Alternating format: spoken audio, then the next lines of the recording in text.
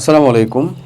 আমাদের এসএসসি ২০২৬ ব্যাচের যে মানুষজনগুলো আছো, যারা আসলে শর্ট সিলেবাসের উপর প্রণীত হয়ে পড়াশোনাটা করছো এবং পড়াশোনা শুরু হয়ে গেছে আশা করা যায়, তাদের কিন্তু সিলেবাসের ভিতরে বেশ কিছু মান বন্টনের ভিতরে পরিবর্তন আসছে এবং সৃজনশীলের সাথে সাথে এই অনেক আগে যে আমরা আসলে কিছু শর্ট কোয়েশ্চেনের উত্তর, কিছু বর্ণনামূলক কোয়েশ্চেনের উত্তর এমন যে কিছু কাজ করতাম, সেগুলো কিন্তু ইনকর্পোরেট করা হয়েছে। তো যাই হোক, তোমরা অলরেডি ক্লাস 9-এ একটা আলাদা সেপারেট সিলেবাস বা নতুন একটা পাঠ্যক্রমে পড়াশোনা করছিলা, আবার পরবর্তীতে এসে আগের পাঠ্যক্রমে নিয়ে যাওয়া হলো। আবার তোমরা এখন পর্যন্ত আসলে বোর্ড পরীক্ষাতেও সেরকমভাবে অ্যাপিয়ার্ড হইতে পারো নাই, আবার এসএসসিতে একটা খুব অল্প সময় 1 বছর পরেই তোমরা বোর্ড পরীক্ষা দিতে চলেছো। তো আমার কাছে মনে হয়েছে যে তোমাদের জন্য আসলে আমাদের যে নবম দশম শ্রেণী থেকে এখন বর্তমানে আবার কোনো পরিবর্তন আসার আগ পর্যন্ত কিন্তু এইরকমই একটা পাঠ্যক্রমের ভিতর দিয়েই চলবে। তো তোমাদেরকে আসলে এই পাঠ্যক্রমটা সম্পর্কে একটু জানাতে চাচ্ছিলাম, সেটার জন্য মেইনলি এই ভিডিওটা করা। এই ভিডিওর ভিতরে তোমরা টোটালটা মানে পুরোটার ভিতরে বাংলা থেকে শুরু করে একেবারে সর্বশেষ আমাদের আইসিটি পর্যন্ত যে মানবন্টনের ভিতরে অল্প সংখ্যক কিছু পরিবর্তন আসছে এবং নতুন কি হয়েছে এবং আগেটার সাথে কি অমিল আসলে সেই জিনিসটা দেখানোরই চেষ্টা করবো এবং ইনশাল্লাহ তোমরা সম্পূর্ণ দেখলে পুরোটাই বুঝতে পারবা। সায়েন্সের গুলোও থাকবে, আমাদের বাকি যে নন সায়েন্স সাবজেক্টগুলো বাংলা ইংলিশ সেগুলোর ভিতরেও থাকবে। প্রথমে চলো আমরা শুরু করি। ফার্স্টে যদি বাংলাটাকে দেখতে চাই আসলে, হ্যাঁ। সো বাংলা আমার আলটিমেটলি মোটামুটি আগের মতনই আছে, খালি একটু ঝামেলা হয়েছে মানবন্টনের ভিতরে। এখন 50 আর 30, আগে আমাদের ছিল 70, মানে ধরো 7টা কোয়েশ্চেনের উত্তর করতে হতো 11টা কোয়েশ্চেনের ভিতর থেকে। প্রত্যেকটা জায়গা থেকে কোয়েশ্চেন কিন্তু থাকতো, সহপাঠ থেকেও কোয়েশ্চেন থাকতো। এখন সহপাঠ থেকে কোয়েশ্চেন থাকবে কিন্তু কোনো সৃজনশীল কোয়েশ্চেন থাকবে না, বুঝছো? এই যে তোমরা যদি নিজেরাও এই পিডিএফটা সম্পূর্ণ ডাউনলোড করে পড়ে নিতে পারো তাও খুব ভালো। যদি মানে হেকটিক মনে হয়, প্যারা মনে হয়, আমার নিজের কাছে ওই সময় থাকতো। আমার নিজেও ভার্সিটি অ্যাডমিশন পর্যন্ত অ্যাডমিশনের সার্কুলার পড়তে আমার ভালো লাগতো না, যদি কেউ এসে বুঝাই দিত কেন জানি ওটা বেশি ভালো বুঝতে পারতাম। সো কাইন্ড অফ তোমাকে আমি ওই চেষ্টাটাই করতেছি আর কি, তুমি দেখো, এটা আশা করি বুঝতে পারবা। তো আগে আমার যে কাজটা করতে হতো 11টা কোশ্চেনের ভিতর থেকে পদ্যাংশ গদ্যাংশ তারপরে ছিল আমার সহপাঠ যে অংশ, এই 3টার ভিতর থেকে 3টা বিভাগ ছিল, এই 3টে বিভাগের মধ্যে থেকে 7টা কোশ্চেনের উত্তর করতে হতো, হ্যাঁ। কিন্তু এখন এখানে পরিবর্তনটা নিয়ে এসে আমাদেরকে মাত্র 5টা কোশ্চেনের উত্তর করতে হবে এবং প্রশ্ন থাকবে হচ্ছে 8টা। কয়টা থাকবে? 8টা সৃজনশীল। 8টা প্রশ্নের ভিতরে কয়টা উত্তর করতে হবে? 5টার। এখন এখান থেকে তাহলে 5 × 50, মানবন্টন সেম, ক খ গ ঘই থাকবে, হ্যাঁ। 50 আর তাহলে আর 30 হচ্ছে আমার এমসিকিউ, ওটাও ঠিক। বাকি যে 20 থাকলো, মানে 50 30 80 হয়ে যাওয়ার পরে বাকি যে 20 থাকলো সেটা হলো আমাদের সহপাঠ থেকে কিছু বর্ণনামূলক কোশ্চেন থাকবে। এটাই হচ্ছে তোমাদের নতুন সংযোজন। চলো ওই জিনিসটা আমি বুঝাচ্ছি। তার আগে শোনো, তোমরা এখন কিন্তু সহপাঠ থেকে আসলে সৃজনশীল কোনো কোশ্চেন লিখতে পারবে না। তোমরা এখন পদ্যাংশ থেকে 4টা কোশ্চেন থাকবে এবং গদ্যাংশ থেকে 4টা কোশ্চেন থাকবে, 8টা। প্রত্যেক বিভাগ থেকে 2টা করে, টোটালে 5টা লিখতে হবে মিনিমাম। প্রত্যেক বিভাগ থেকে 2টা, তারপরে টোটালে 5টা। এখন এই জিনিসটা এখানে বলা আছে, ধরো আমি যদি তোমাকে এখানে একটু জিনিসটা দেখাই তাহলে তুমি দেখতেও পারবা, হ্যাঁ। যে এখানে বলা আছে, দেখো 50 মার্ক সৃজনশীলের জন্য বলা আছে এখানে, তারপরে 20 মার্ক বর্ণনামূলক কোশ্চেন এবং 30 মার্ক হচ্ছে আমাদের এমসিকিউ এর জন্য। এটা 30 এমসিকিউ, এটা ঠিক আছে, এটা নিয়ে কোনো সমস্যা নাই। সৃজনশীল প্রশ্নের জন্য 10, এটা ঠিক আছে। বর্ণনামূলক প্রশ্ন আছে হচ্ছে কত মার্কের? 10 মার্কের। বর্ণনামূলক কোশ্চেনগুলো বাংলার জন্য স্পেসিফিক, অন্যান্যগুলোর জন্য আবার একটু আলাদা আলাদা, কোথাও শর্ট কোশ্চেন আছে, বাংলার জন্য স্পেসিফিক 10 মার্কের। আমি তোমাকে এখানে দেখাই, সৃজনশীল গদ্যাংশ থেকে থাকবে, কবিতা থেকে থাকবে, মোট 8টা এবং ন্যূনতম 2টা করে নিয়ে তোমাকে টোটালে 5টা উত্তর করতে হবে, এই হচ্ছে কথা। সহপাঠ থেকে উপন্যাস অংশ থেকে 4টা বর্ণনামূলক প্রশ্ন থাকবে, 2টি প্রশ্নের উত্তর দিতে হবে।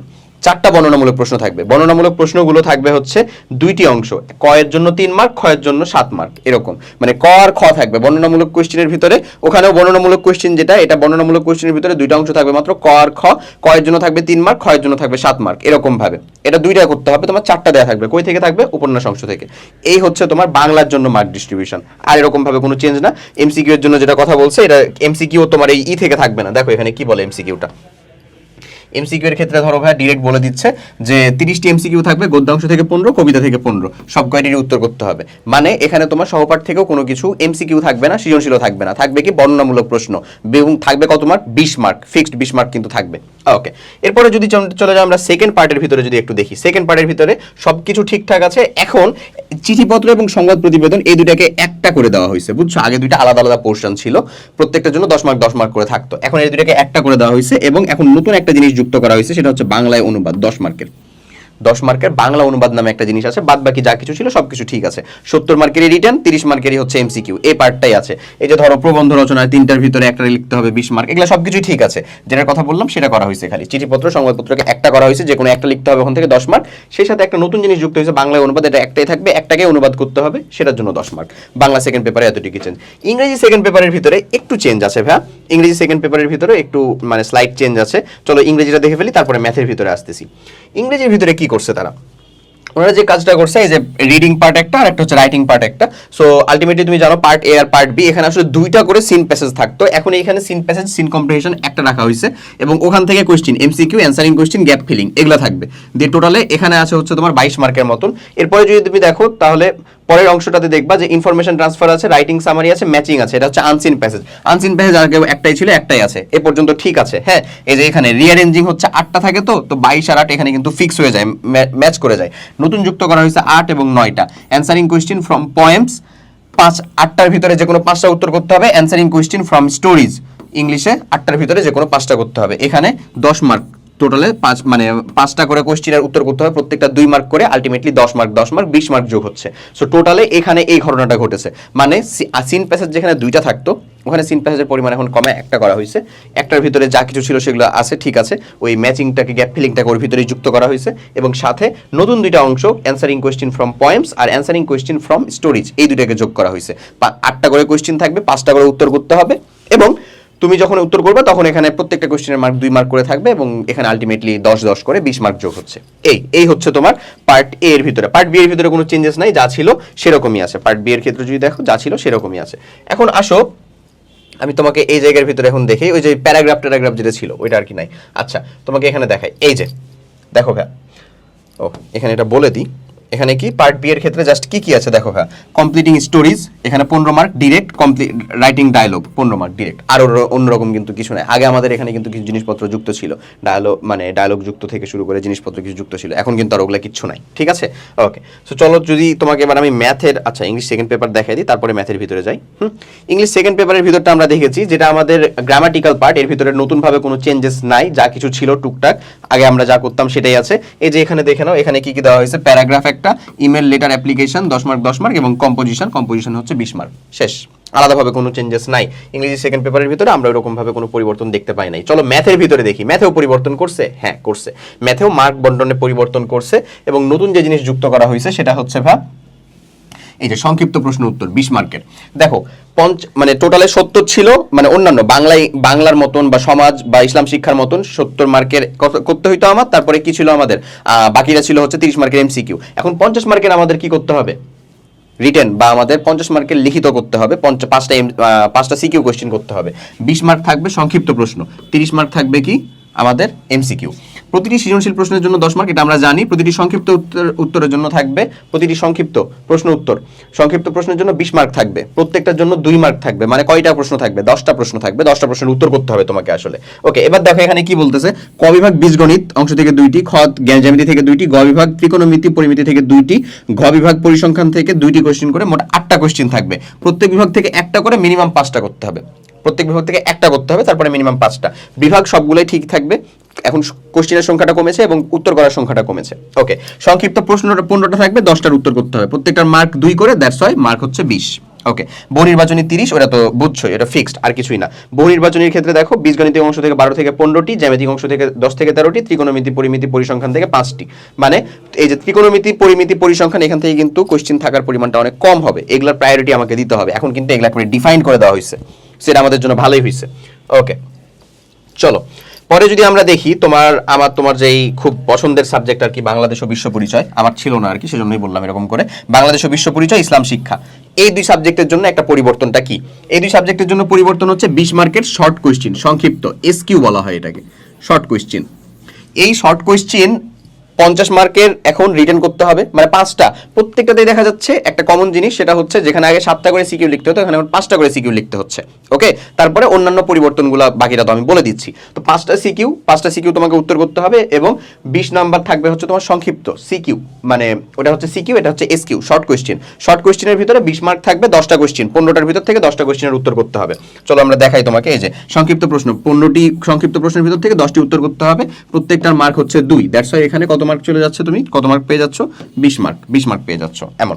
আর এমসিকিউ এর ক্ষেত্রে এখানে একটা পরিবর্তনীয় কথা আছে, সেটা হচ্ছে 2025 সালে শিক্ষাবর্ষে নির্ধারিত পুনর্বিন্যাসকৃত পাঠ্যসূচি থেকে সৃজনশীল এবং সংক্ষিপ্ত প্রশ্ন ও বহু নির্বাচনী প্রশ্ন থাকবে। 2025 সালে কিন্তু আমাদের এই বিজিএস বিশেষ করে বাংলাদেশ ও বিশ্ব পরিচয়ের 2টা চ্যাপ্টারের কিছু অংশ চেঞ্জ বা পরিবর্তন এবং 10 নম্বর চ্যাপ্টারটা চেঞ্জ করা হয়েছে, তোমরা জিনিসটা জানো বা বুঝছো আশা করি। সো তোমাদের শর্ট সিলেবাসের আন্ডারে যে অংশগুলো থাকতেছে ওই আলোকে 25-এ পুনর্বিন্যাসকৃত যে সিলেবাস ওই অংশ অনুযায়ী হবে। ওকে, মানে বইটা যে চেঞ্জ করা হয়েছে চেঞ্জ বই থেকেই হবে, ব্যাপারটা এরকম বোঝাচ্ছে। আচ্ছা, তারপরে চলে আসো হিসাব বিজ্ঞান আমাদের দেখতে হবে না, ফাইন্যান্স ব্যাংকিং যারা আছো তাদের জন্য আসলে সরি ভাই, চলো আমরা হচ্ছে সায়েন্সের গুলো দেখি। সায়েন্সের আমাদের ফিজিক্স, কেমিস্ট্রি, জীববিজ্ঞান, কৃষি শিক্ষা যদি কারো থেকে থাকে তাদের ক্ষেত্রে কি সেম, এখানে যে প্র্যাকটিক্যাল একটা অংশ আছে না 25 মার্কের, ওটা সেম টু সেম 25 মার্ক আছেই।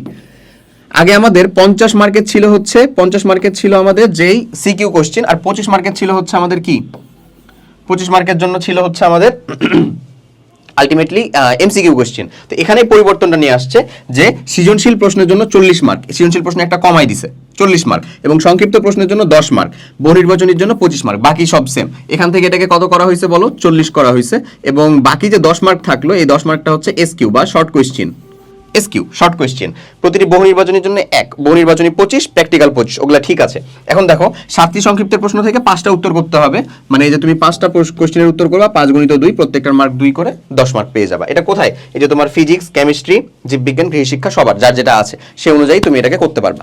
ওকে, মানে তোমার এখানে আমাদের আগে ছিল 50 মার্কের আমরা পেয়ে যেতাম সিকিউ কোশ্চেন, 8টার ভিতর থেকে 5টা লিখতাম, 25 মার্কের এমসিকিউ করলেই হতো, প্র্যাকটিক্যালটা তো যা ছিল তাই, প্র্যাকটিক্যালের কোনো চেঞ্জ হয় নাই, ওটা যা আছে তাই থাকলো।